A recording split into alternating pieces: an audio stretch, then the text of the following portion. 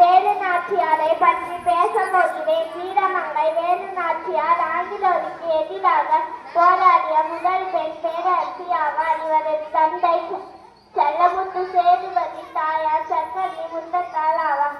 இவர் சிலம்பம், குதிரை ஏற்றம், வாள்வீச்சு போன்ற வீர கலைகளில் பயிற்சி பெற்றார். பல மொழிகள் கற்றார். 1746 சிவகங்கையின் மன்னரான முத்துவடுகநாதரை மணந்து பட்டத்து ராணி ஆனார். 1772 ஐரோப்பியரின் படையெடுப்பால் ஏற்பட்ட நெருக்கடியை சமாளிக்க ஹைதர் அலியின் உதவியை நாடினார். அவரிடம் உருது மொழியில் பேசி உதவிகள் கேட்டார்.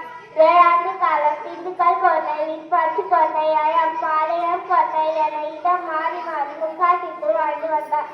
சிவகங்கையை வெள்ளையர்கள் கைப்பற்றியதால் சிவகங்கை மீட்டே தருவேன் என்று சபதம் எடுத்தார். சுல்தான் மைந்தரி மருது சகோதரர்கள் புயலி உதவியுடன் ஆங்கில படையை வீழ்த்தி சிவகங்கையை மீட்டார். எனவே இந்த சுதந்திர நாளில் வீரமங்கை வேலு நாச்சியாரை போற்றி வணங்கும். நன்றி, வணக்கம்.